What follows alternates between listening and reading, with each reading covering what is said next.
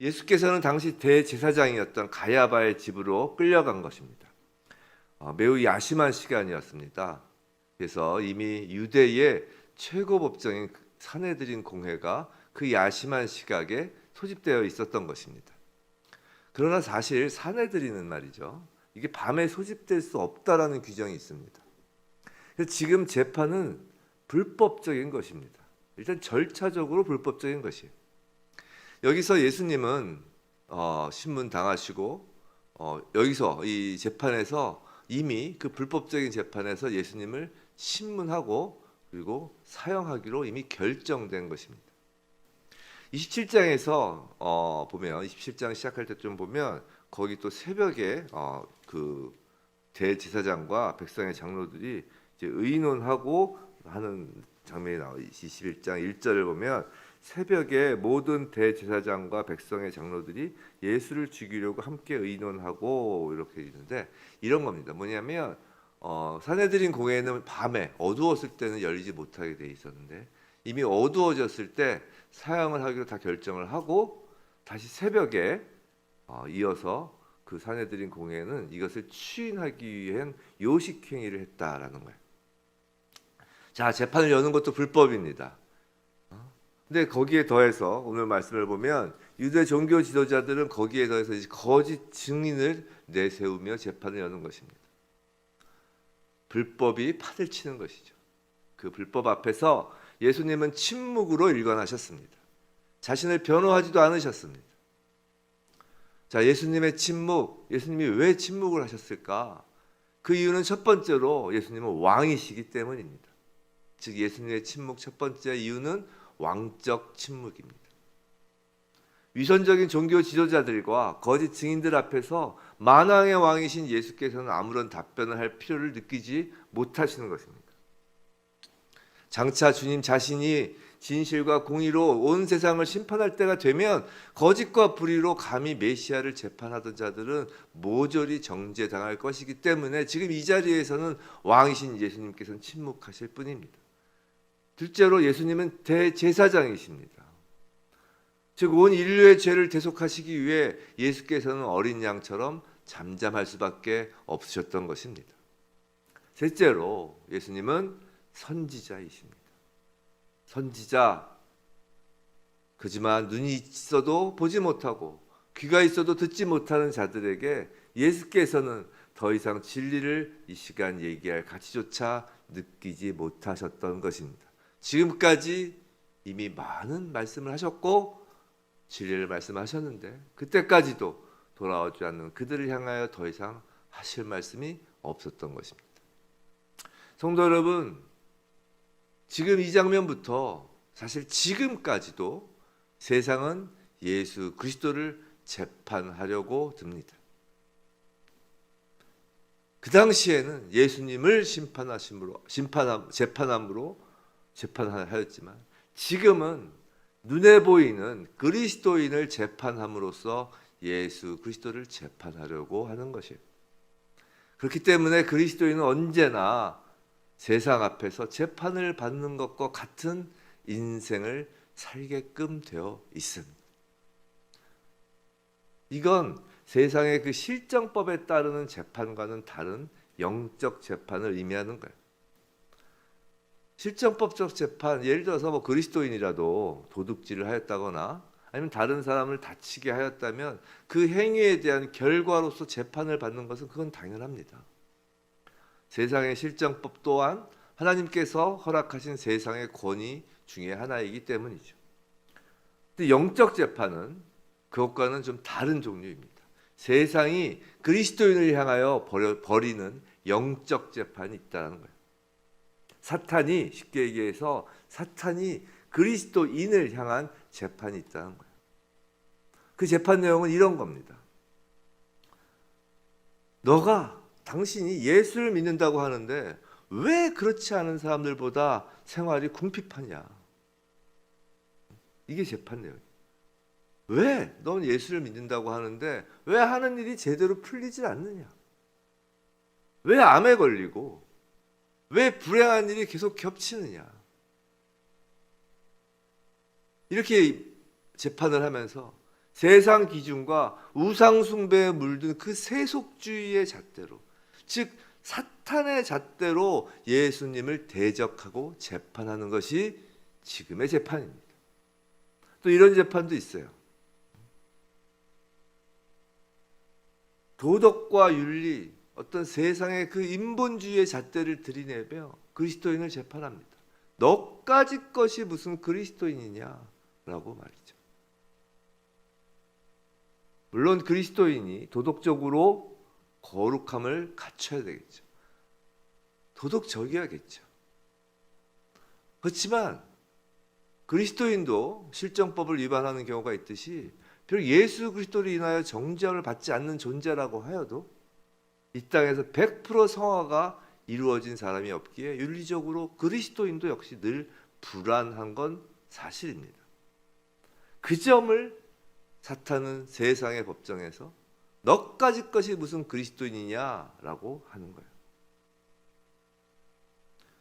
그런데 그와 같은 세상의 재판에 대하여 우리 그리스도인은 예수님처럼 침묵할 수밖에 없습니다. 아니, 침묵하는 게 오히려 맞습니다.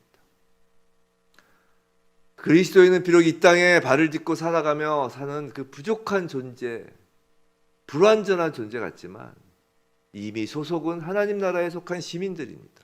하나님 나라 법에 따르면 그리스도인은 이미 모든 죄와 사망, 눈물과 질고에서 해방된 자들이란 거예요.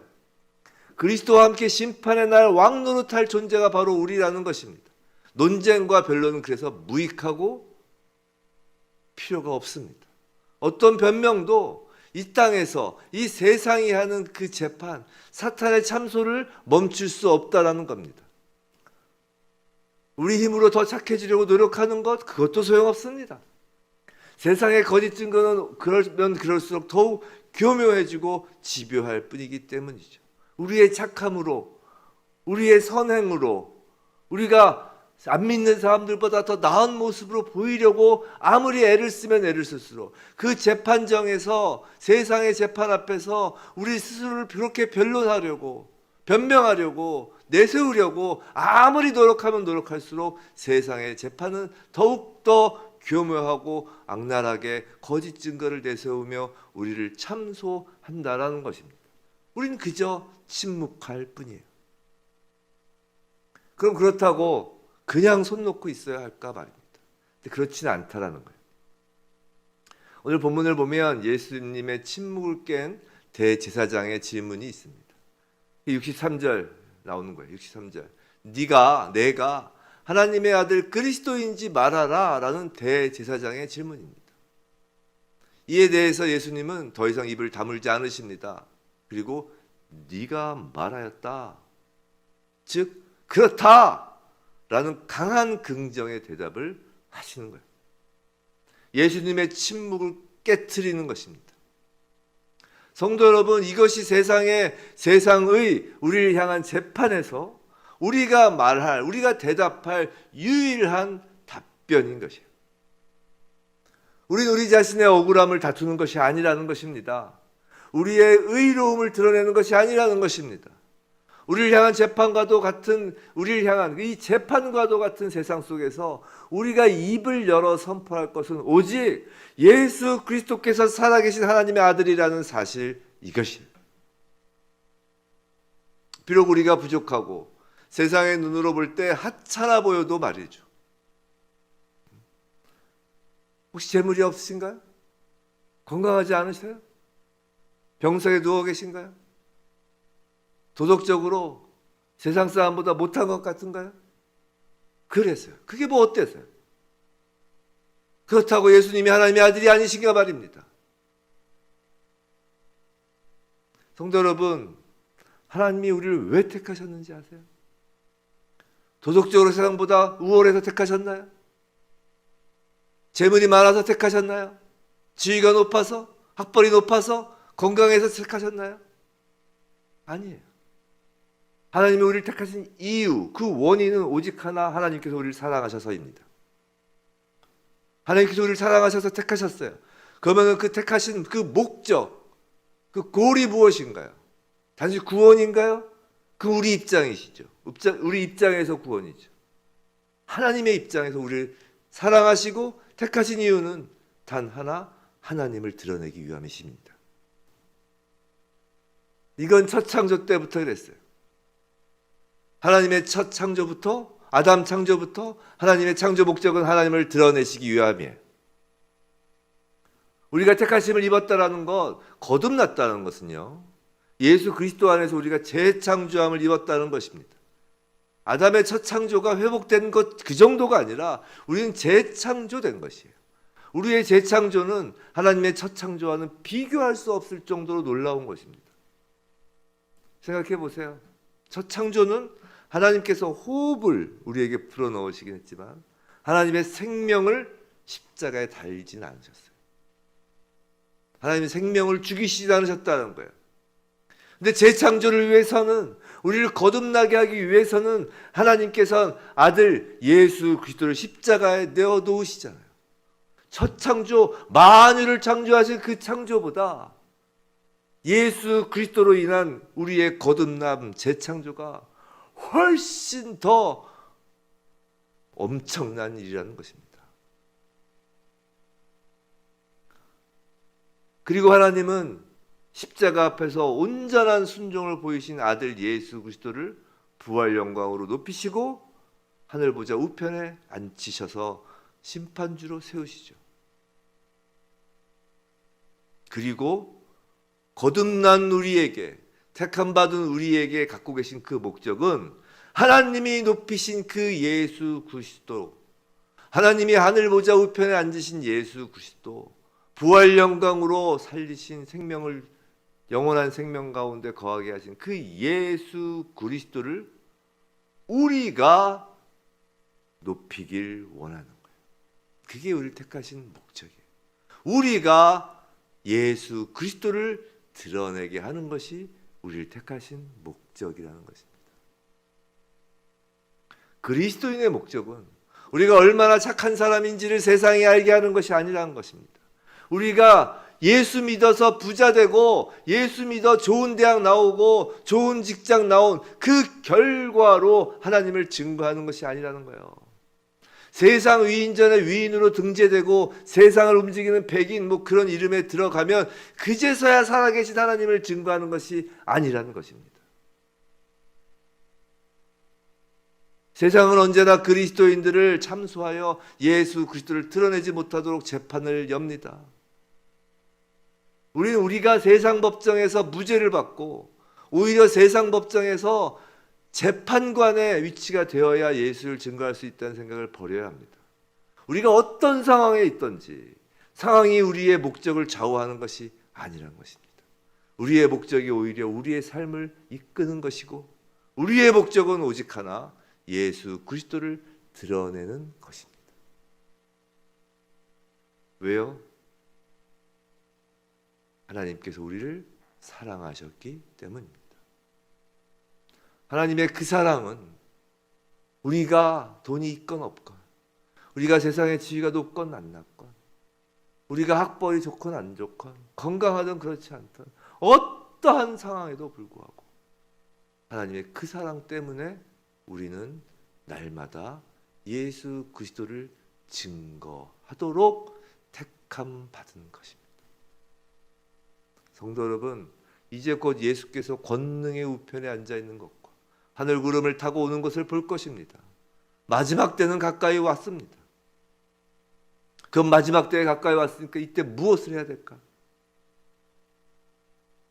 2000년 전부터 지금까지 마지막 때의 성도가 할 일은 단 하나입니다.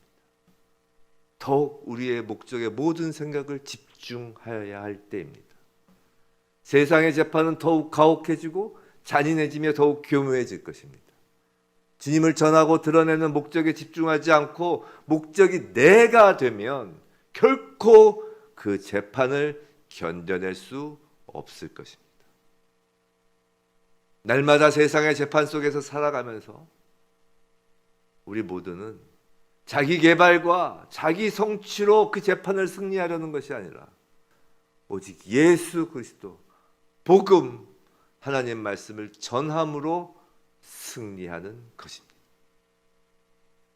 날마다 복음으로 하나님 말씀을 전함으로 예수 그리스도를 드러내므로 승리하는 저와 여러분 되길 주님의 이름으로 축원합니다.